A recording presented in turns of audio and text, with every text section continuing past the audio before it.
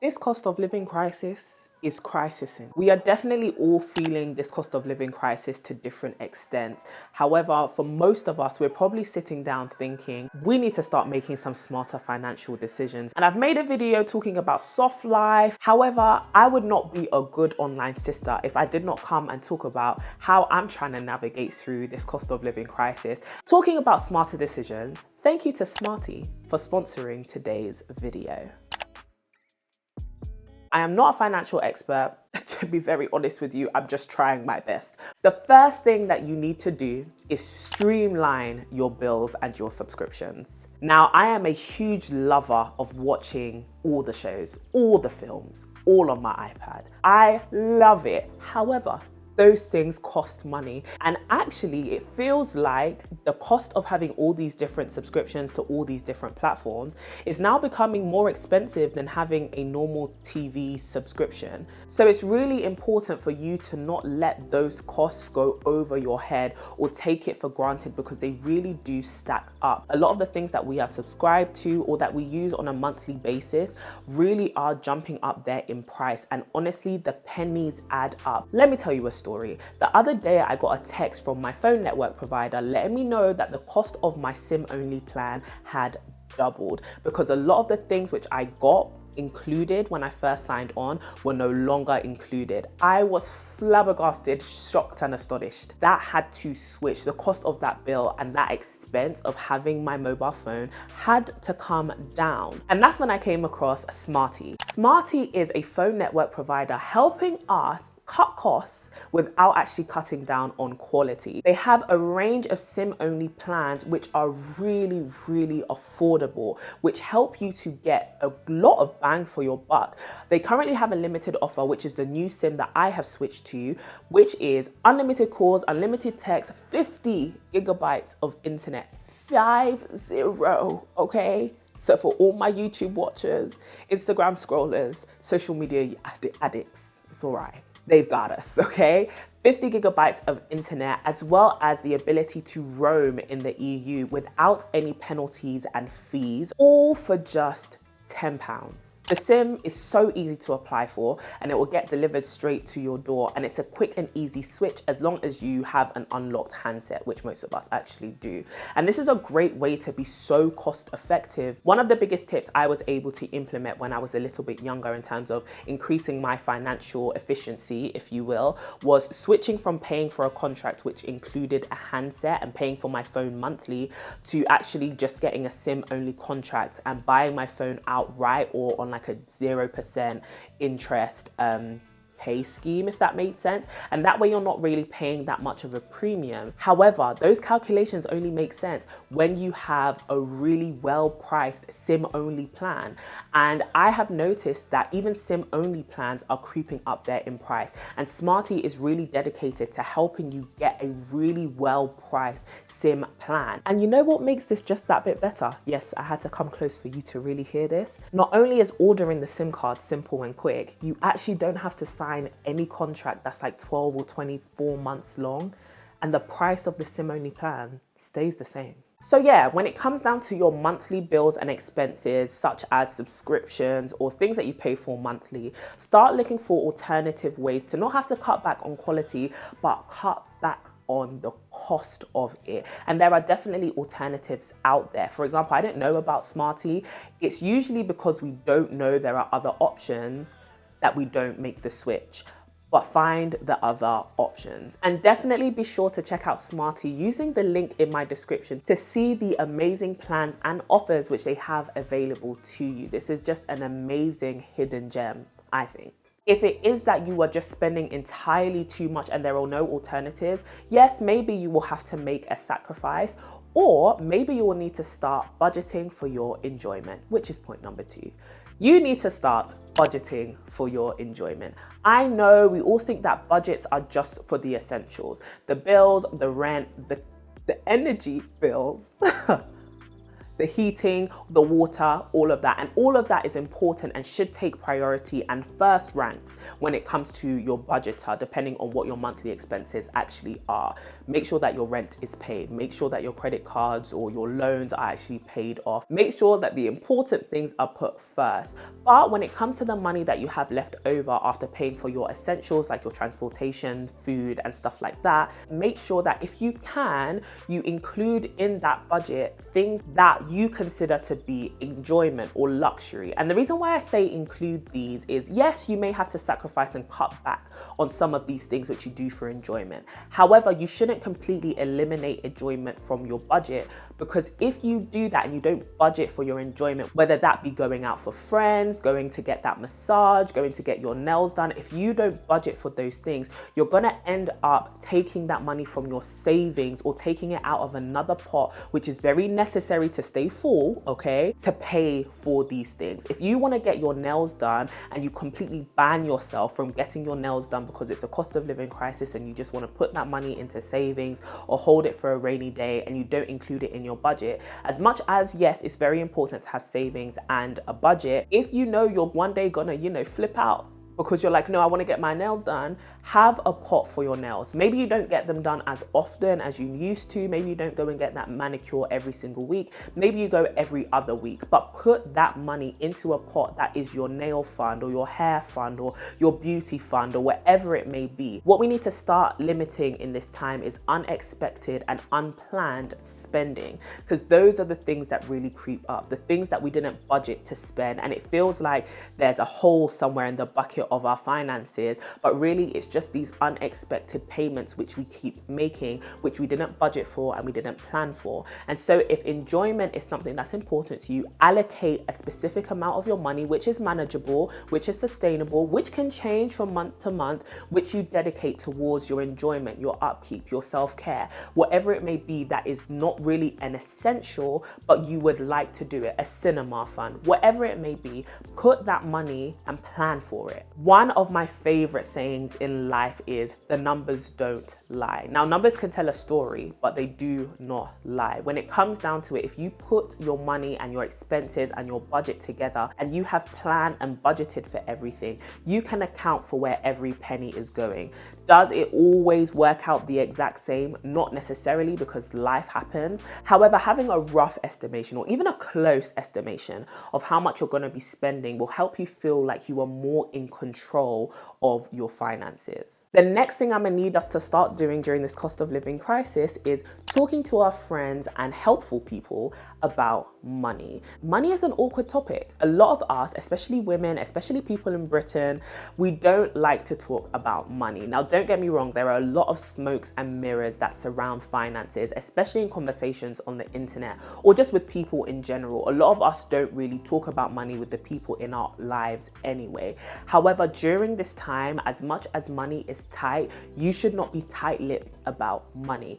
Ask the questions. Go and talk to financial advisors, accountants, your bank, your lenders. Go and talk to people who can help you, financial experts, people in your life who are just good at managing money. I'm sure some of your parents are even really good at managing money and budgeting and being frugal or being cost effective with the way that they live their life. Go and talk to them about how you can manage your money. Money doesn't have to be this dirty secret that we hold from one another. Go and talk to your colleagues about how much you make, because there may be room for you to get a promotion. Okay, go and talk to your friends who are also in similar careers or in similar industries and ask them how much they're making or how they're upskilling and how they're asking and navigating for promotions. You can even talk to your managers about workplace benefits. You can just have conversations which involve your finances and your financial well-being, because these are really important to have. And oftentimes we keep our stresses here in our heads. And the cost of living crisis is very stressful to navigate to some degree, but it doesn't have to be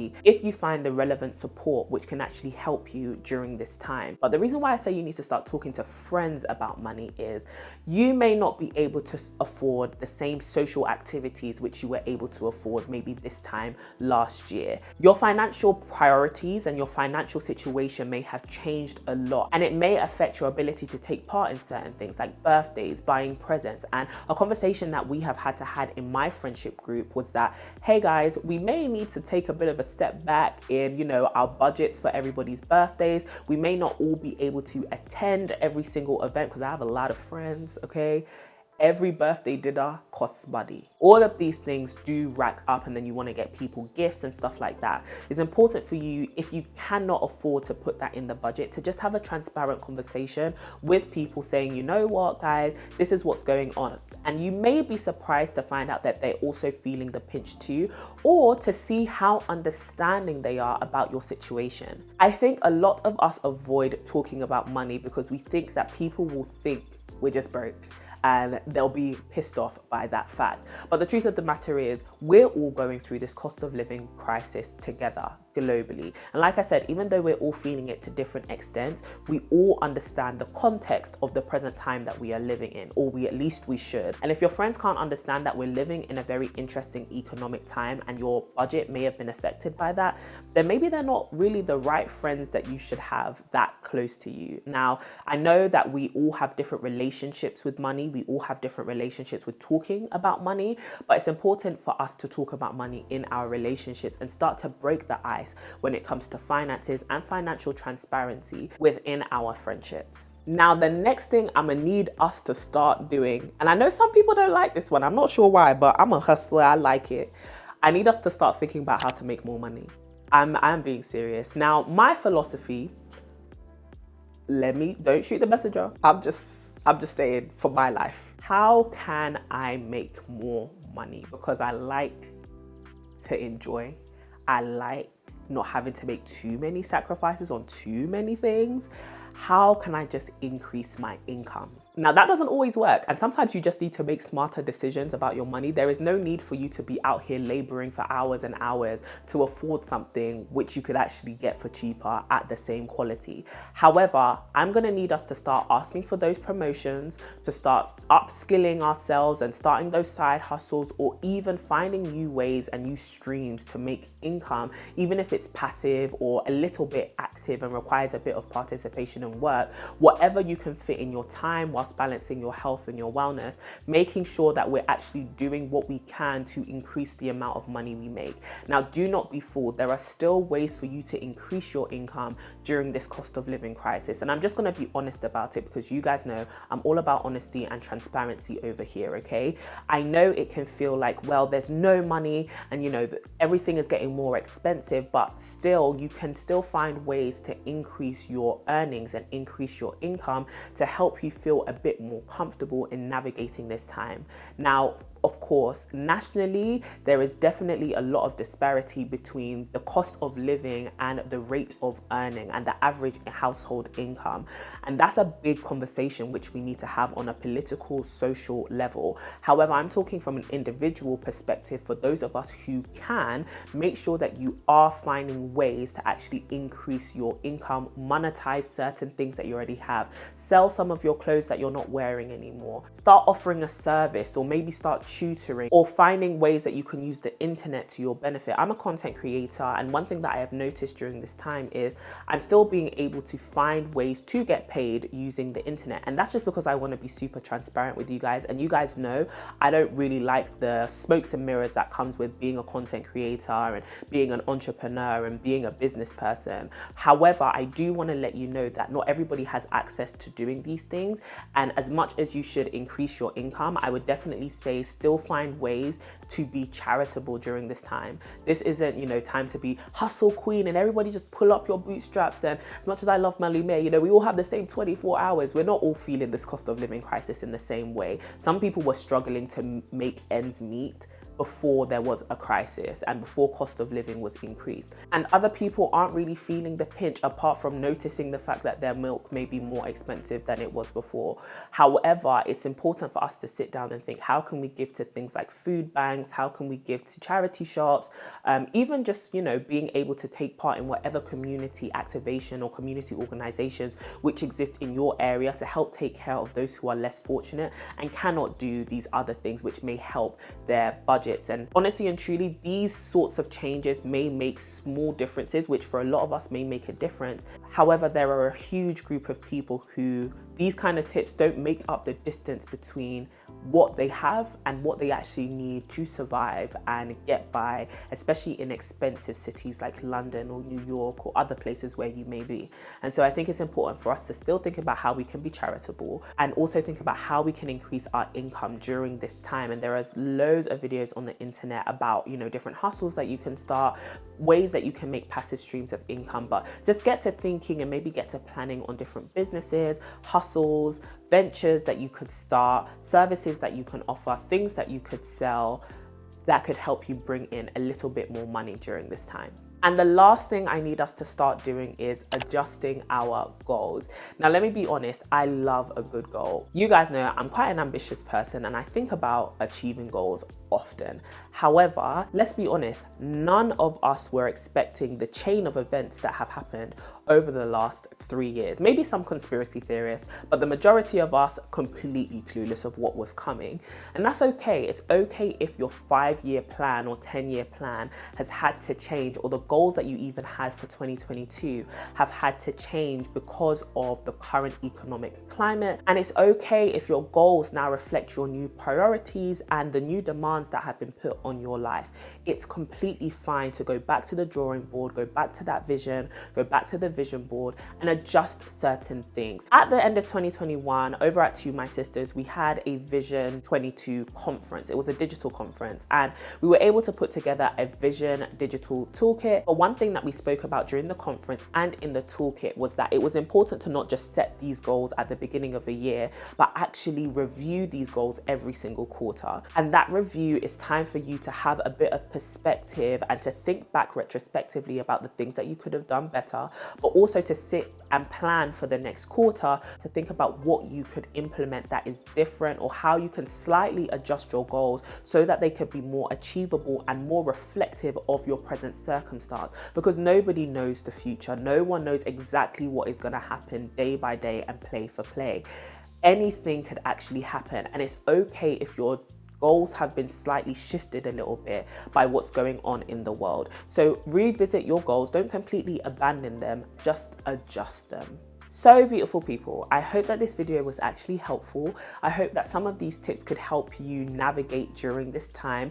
Don't worry if you don't have it figured out. I don't have it figured out either. However, we just need to be trying day by day. And again, thank you so much to Smarty for sponsoring this video and helping us cut costs without having to cut on quality when it comes to our phone network providers. Please be sure to subscribe to my channel if you have not already, and I will talk to you very, very soon. As always, stay beautiful and stay blessed. Mwah.